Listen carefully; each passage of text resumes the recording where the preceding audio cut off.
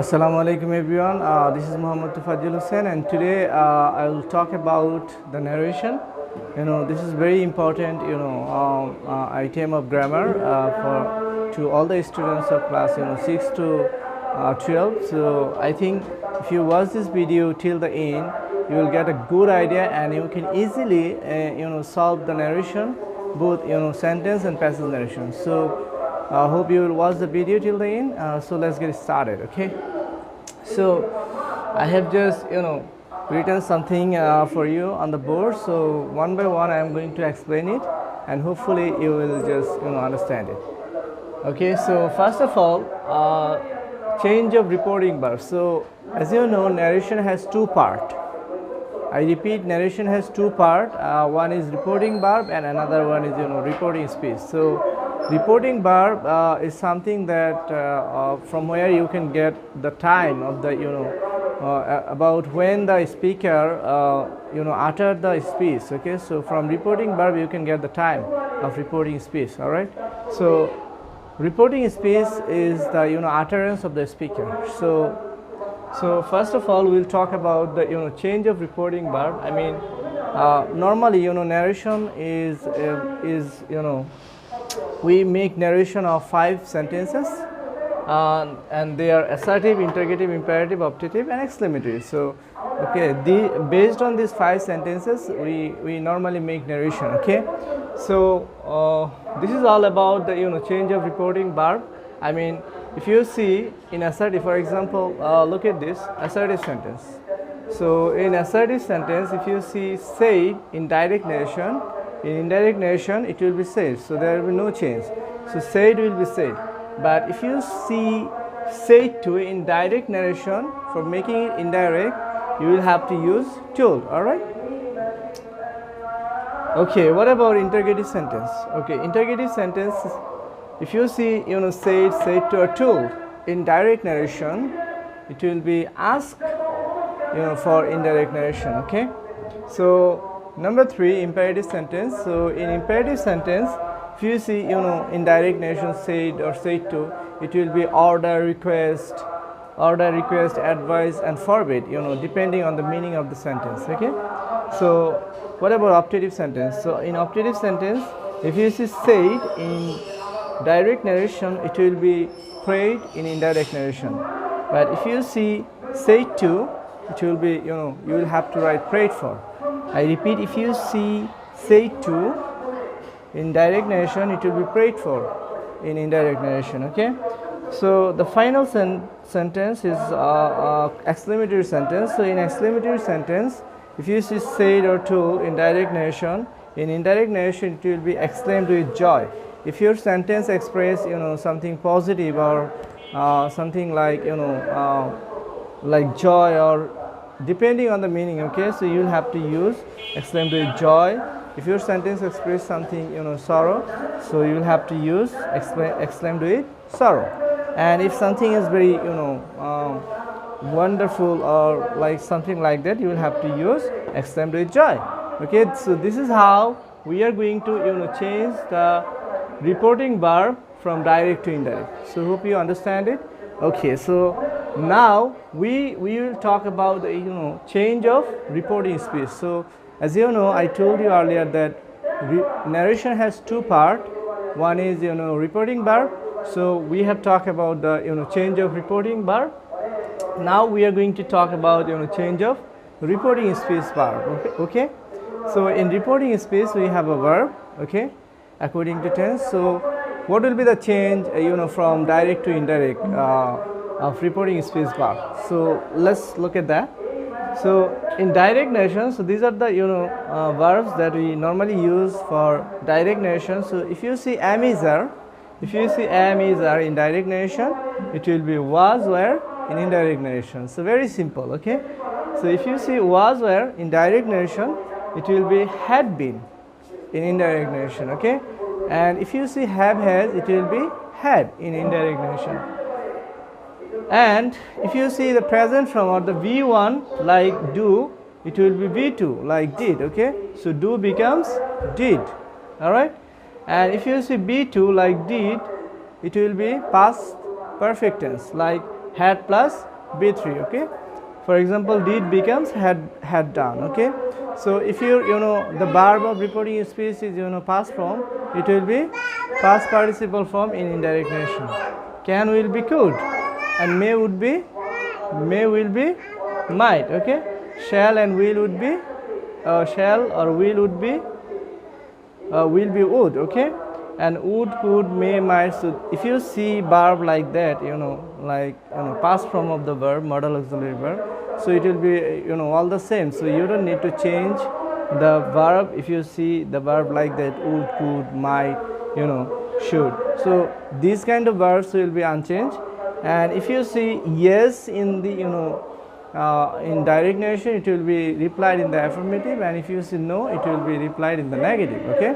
So if you say today, it will be that day. If you say yesterday, it will be the previous day, okay. If you say tomorrow, it will be the next day. So this is how we are going to change the things from direct to indirect, all right. Okay, so now we shall talk about the structure and example. So I have written a structure and some examples of direct to indirect narrations. So let's look at this, and let me tell you that we are going to use this structure for all the narrations. For example, assertive, interrogative, imperative, optative, and exclamatory. So this is a universal structure for making a direct narration to indirect. So if you do follow and remember this structure, hope you can solve all kinds of narration. I mean narration of all the sentences. All right. Okay. Now, so what's the structure then? So in this structure, we're gonna use the subject or the speaker. I mean the reporting verbs subject. For example, Jerin said to Jamil. So this is called the reporting verb. So Jerin is subject and said is reporting verb and Jamil is object. So we have to use the subject or the speaker and then verb and then object, okay. And depending on the meaning or depending on the sentence, you will have to use that. For example, if your reporting speech is assertive sentence or optative or exclamatory, so in that case, in the place of comma and inverted comma, we always use that, okay. And when your sentence is like interrogative and that interrogative sentence is made with auxiliary verb like can, could, am, is, are, have, has, do, does, did. So if your sentence, I mean interrogative sentence is made with auxiliary verb, so in that case, in the place of comma, inverted comma, you will have to use if. But if your interrogative sentence starts with WH word, so you will have to write that WH word in the place of comma, inverted comma. So for the case of WH word, we never change the WH word. We write the same WH word, all right? Okay. So then if your reporting space is imperative sentence, so in that case, in the place of comma, inverted comma, we use to. And for optative and exclamatory sentence, we also use that in the place of comma, inverted comma. And then we write subject. So which subject is it? I mean, I'm talking about the subject of reporting space. You will have to write the changed subject and then the verb of reporting space and then finally the rest of the part, okay. So this is the structure. So if you just follow this structure, and according to structure, if you just try to solve the narration from direct to indirect, so you can easily solve it, all right. So let's look at some examples that I have written here for you. So the first example from direct narration is Jerin said to Jamil. So let's find out the things from this. So this is called the reporting verb, okay. So this part is called reporting verb. So in reporting verb, you will get a subject or the speaker and an object or the listener, okay. So who is the subject here? Jerin is the subject here because Jerin is saying something or telling something to Jamil. So Jerin is the speaker and Jamil is the listener here, okay. And what about this? This is called reporting verb, okay. And then comma after reporting verb, you always put a comma, okay, for direct narration. and I am a student. So I am a student is the space of Jerin, as Jerin is the speaker. So okay, for the case of reporting space, we always use inverted comma. Okay, so reporting space is always in we write at the beginning and at the end of the sentence we always use inverted comma. All right, so this is the direct narration. So now we are going to change it to indirect according to structure. Okay, so first of all we have to write the subject. So Jerin is the subject, so we write subject. And if you see said to, remember what I told you, for assertive sentence, if you see said to in direct narration, it will be told. So according to structure, we are writing told. And then the object, according to structure, object is Jamil. And now in the place of comma, inverted comma, we have to use a connector. So as this is an assertive sentence, so here I have to write that as a connector, and then I have to use subject. So what's the subject here? I am a student. So as this is the space of Jerin, so I have to change the subject I according to Jerin. So Jerin is third person singular number, so we'll have to use she. Okay, she. And then we have to write the verb. So what's the verb here? Am. So if you see am is there, as I told you here, so this is the verb of reporting space. So if you see am is there, it will be was there. So here am will be converted to was, and she was a student. So the full sentence is Jerin told Jamil that she was a student. Okay, and let's look at the another sentence, and this sentence is from interrogative sentence. Okay, so Jerin said to Jamil. So reporting space is all the same, but look at this reporting space. This is not the assertive sentence, rather this is an interrogative sentence. All right. For example, are you a student? So of course this is an interrogative sentence, and this interrogative sentence is made with auxiliary verb. Look at this, are. So this is an auxiliary verb. So Jerin said to Jamil, are you a student? Okay. So this is a direct narration. So if you want to change it to indirect narration, how you can change it? All right. How you can change it? Okay, let's do it. For example, Jerin, and as this is an interrogative sentence, so according to the rules of this, if you say said to or told in direct narration, it will be asked in indirect narration. All right. For example, and for example, Jerin, in the place of said to, we use ask according to this. Okay, ask Jamil.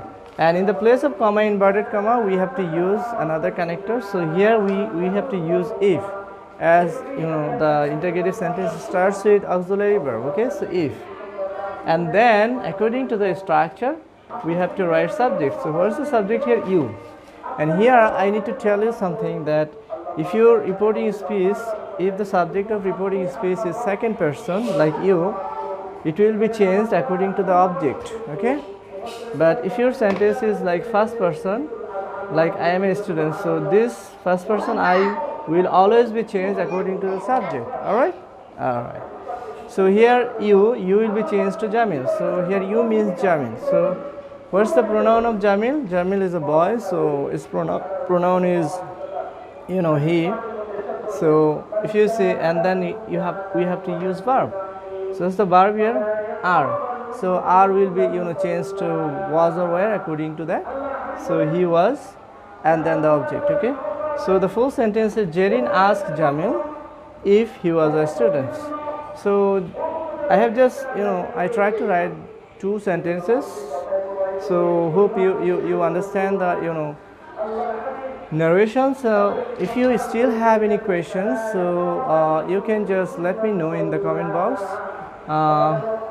Hope you learners will practice the narration at home, and if you face any problem while practicing, you can just let me know. All right. So this is something all about narration. So hope you will practice, and as you know that practice makes a man perfect. So without practice you can be good at narration. So hope you enjoy the class, and if you enjoy the class, don't forget to like and share it to your friends. Thank you very much. Bye bye.